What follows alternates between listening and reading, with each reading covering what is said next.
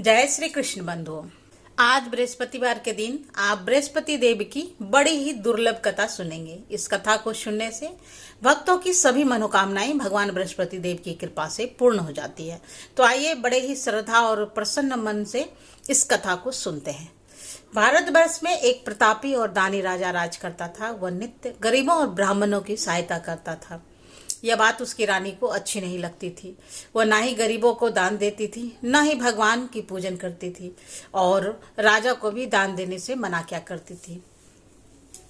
एक दिन राजा शिकार खेलने वन को गए हुए थे तो रानी महल में अकेली थी। उसी समय बृहस्पति देव साधु वेश में राजा के महल में भिक्षा लेने के लिए गया और भिक्षा मांगी तो रानी ने भिक्षा देने से इनकार कर दिया और कहा, हे साधु महाराज, मैं तो दान पुण्य से तंग आ गई हूँ। मेरा पति सारा धन लुटाते रहते हैं। मेरी इच्छा है कि हमारा धन नष्ट हो जाए, फिर ना रहेगी बांस न बाजेगी बांसुरी। साधु ने कहा, देवी तुम तो बड़ी विचित्र हो। धन और संतान से सभी चाहते हैं। पुत्र और लक्ष्मी तो पापी के घर भी होना चाहिए। यदि तुम्हारे पास अधिक धन है तो भूखों को भोजन दो, प्यासों के लिए प्याऊ बनवाओ, मुसाफिरों के लिए धर्मशाला खुलवाओ। जो निर्धन अपनी कुमारी कन्याओं का विवाह नहीं कर सकते उनका विवाह करा दो।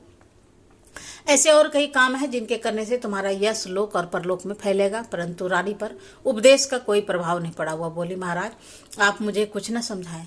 मैं ऐसा धन नहीं चाहती जो हर जगह बांटती फिरूं। साधु ने उत्तर दिया, यदि तुम्हारी ऐसी इच्छा है तो तथास्तु।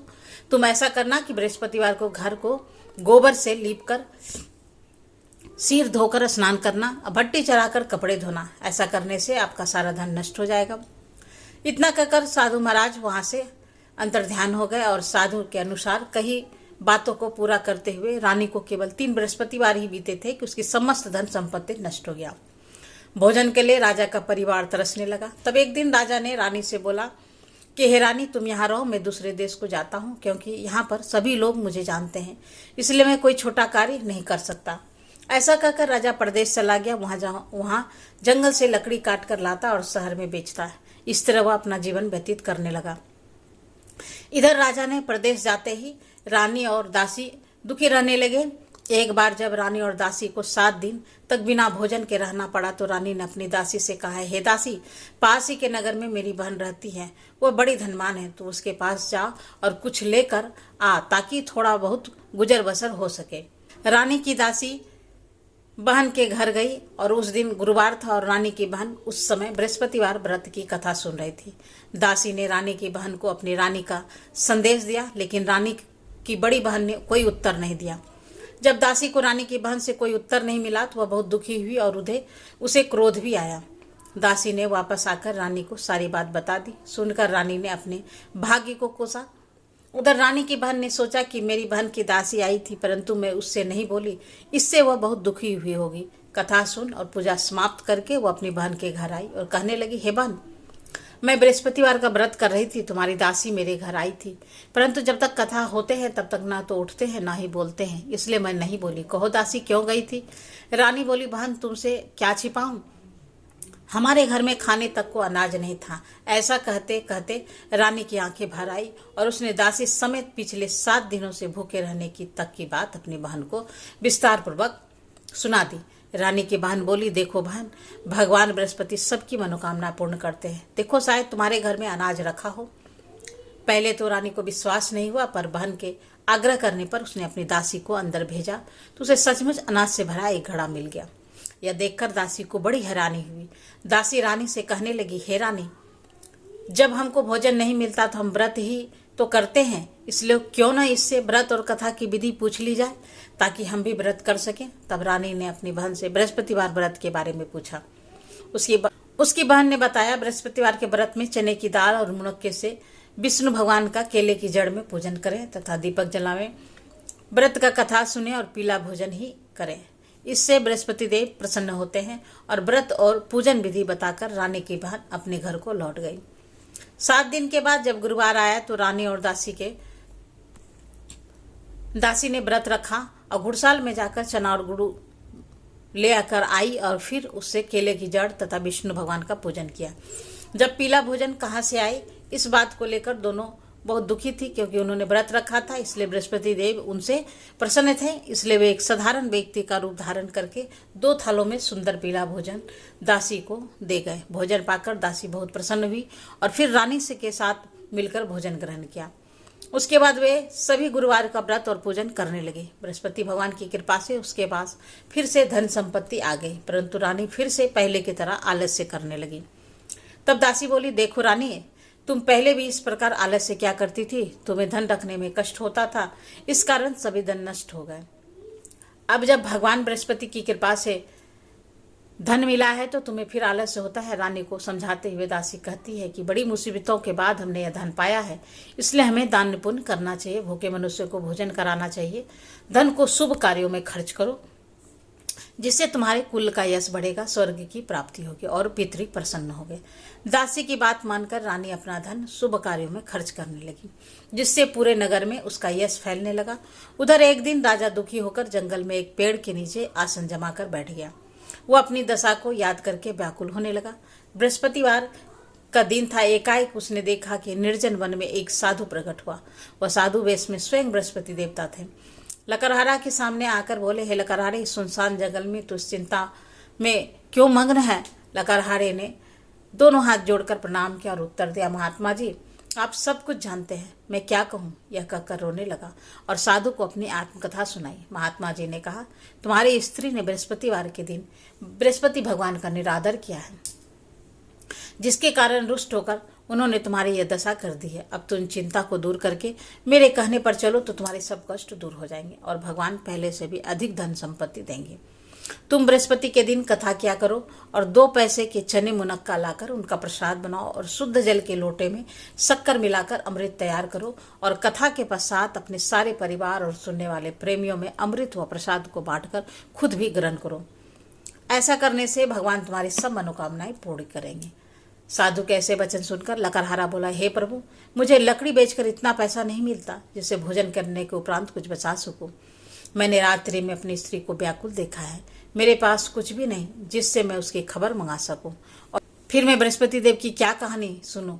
मुझको तो कुछ भी मालूम नहीं है। साधु ने कहा, हे लकड़हारे, तुम किसी बात की चिंता मत करो। बृहस्पतिवार के दिन तुम रोजाना की तरह लकड़ियां लेकर शहर को जाओ, तुमको रोज से दुगुना धन प्राप्त होगा, जिससे तुम भली भांति भोजन कर लोगे और बृहस्पति देव की पूजा का सामान भी आ जाएगा।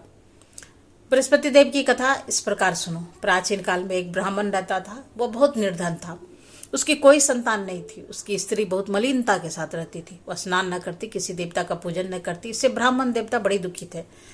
बेचारे बहुत कुछ कहते थे, किंतु उसका कोई परिणाम नहीं निकलता। भगवान की कृपा से ब्राह्मण की स्त्री ने कन्या रूपी रत्न पैदा हुआ। कन्या बड़ी होने पर प्रातः स्नान करके विष्णु भगवान का जाप और बृहस्पतिवार का व्रत करने लगी। अपने पूजन पाठ को समाप्त करके विद्यालय जाती तो अपने मुट्ठी में जौ भर के ले जाते और पाठशाला के मार्ग में डालती जाती। तब ये जौ स्वर्ण के हो जाते थे। लौटते समय उसको बीनकर घर ले आती। एक दिन वह बालिका सूप में सोने के जौ को फटक कर साफ कर रही थी। उसके पिता ने देख लिया और कहा, हे बेटी, सोने के जौ को फटकने के लिए सोने का सूप भी होना चाहिए। दूसरे दिन बृहस्पतिवार था। इस कन्या ने व्रत रखा और बृहस्पति देव से प्रार्थना करके कहा, मैंने आपकी पूजा सच्चे मन से की है तो मेरे लिए सोने का सूप दे दो। बृहस्पति देव ने उसकी प्रार्थना स्वीकार कर ली और रोजाना की तरह वह कन्या जौ फैलाती हुई जाने लगी। जब लौट कर जौ बीन रही थी तो बृहस्पति देव की कृपा से सोने का सूप मिला। उसे वह घर ले आई और उसमें जौ साफ करने लगी, परंतु उसकी माँ का वही ढंग रहा। एक दिन की बात है कि वह कन्या सोने के सूप में जौ साफ कर रही थी। उस समय उस शहर का राजपुत्र वहां से होकर निकला। इस कन्या के रूप और कार्य को देखकर मोहित हो गया और अपने घर आकर भोजन और जल त्याग कर उदास होकर लेट गया। राजा को इस बात का पता लगा तो अपने प्रधानमंत्री के साथ उसके पास गए और बोले, हे बेटा, तुम्हें किस बात का कष्ट है? किसी ने तुम्हारा अपमान किया अथवा और कोई कारण है सो कहो, मैं वही कार्य करूंगा जिससे तुम्हें प्रसन्नता हो।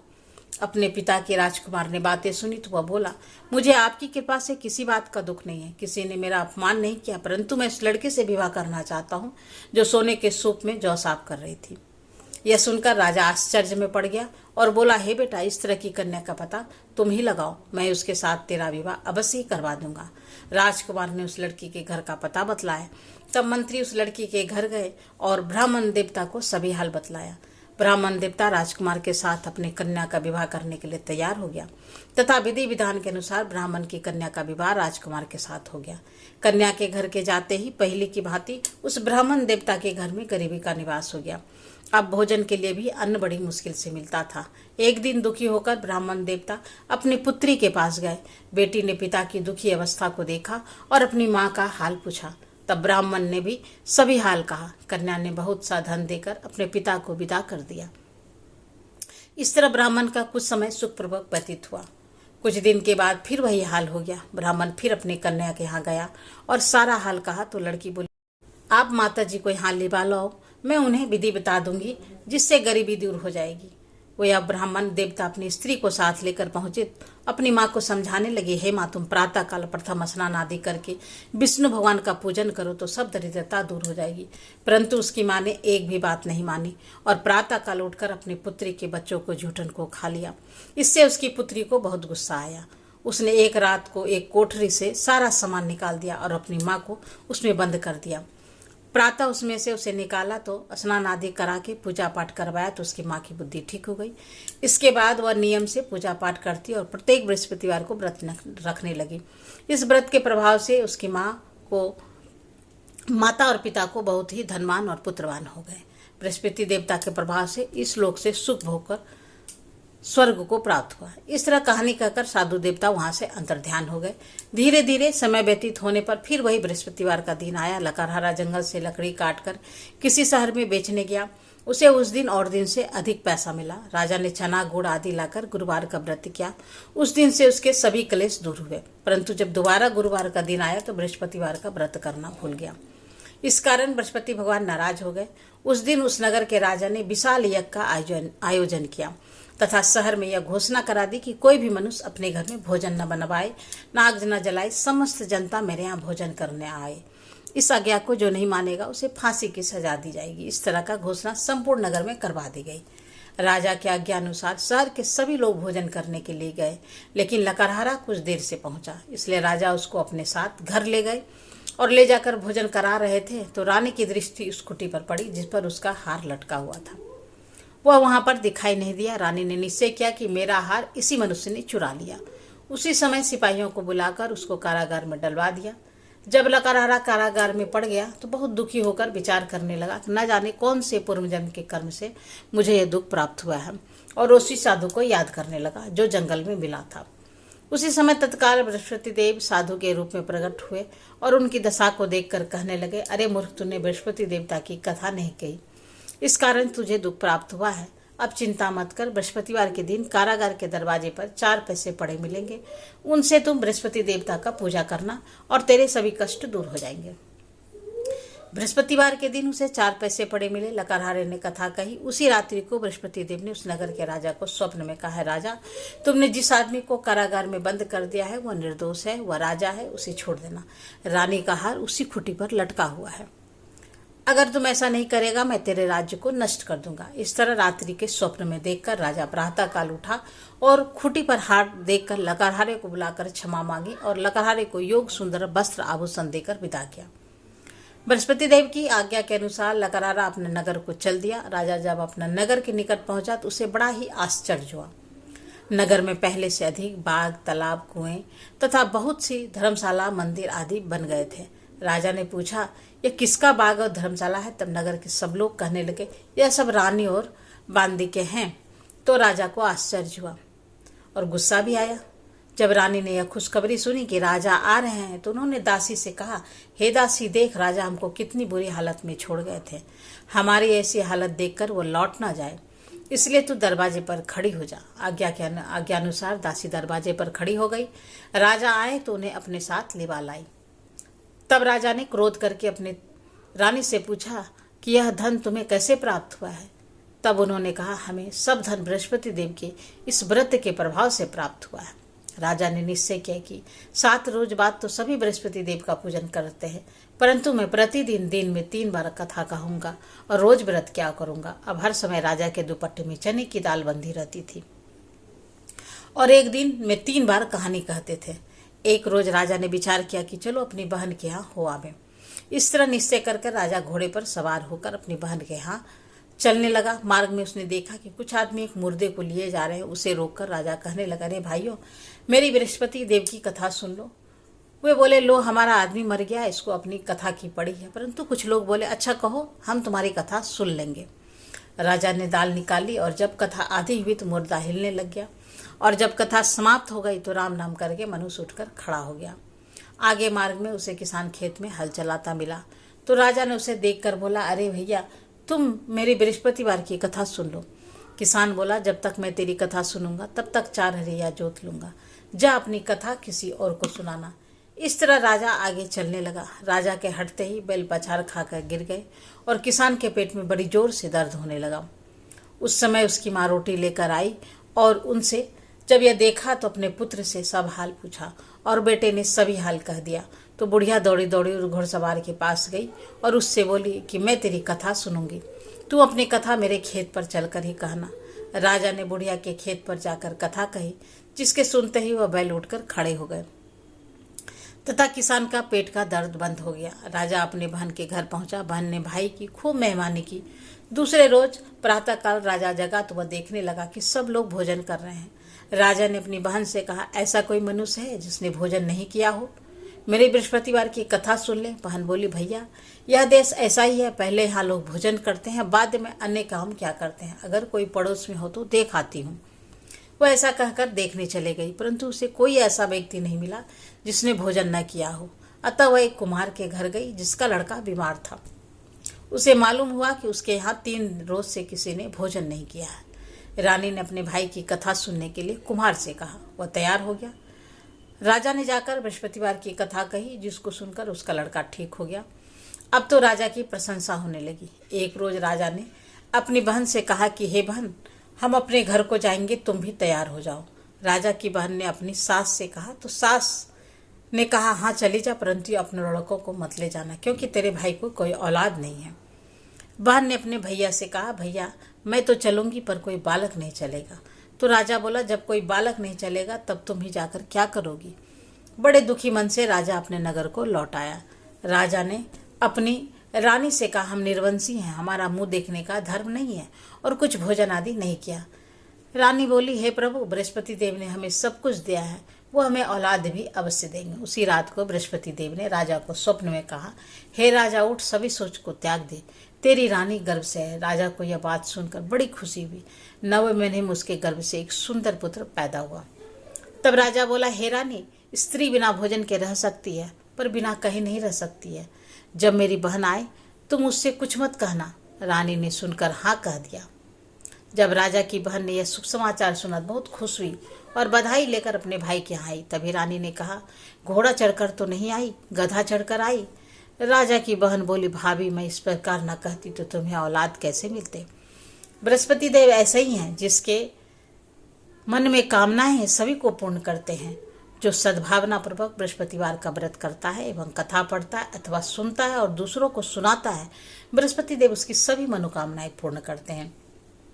बृहस्पति देव उनकी सदैव रक्षा करते हैं। जो संसार में सद्भावना और सच्चे हृदय से बृहस्पति देव का पूजन करते हैं, उसकी सभी मनोकामनाएं उसी प्रकार पूर्ण होती है जैसे राजा और रानी ने बृहस्पति देव की कथा का गुणगान किया। उनकी सभी इच्छाएं बृहस्पति देव ने पूर्ण की। मनुष्य को हृदय से मनन करते हुए जय जयकार करना चाहिए। तो प्रेम से बोलिए, बृहस्पति देव की जय, विष्णु भगवान की जय।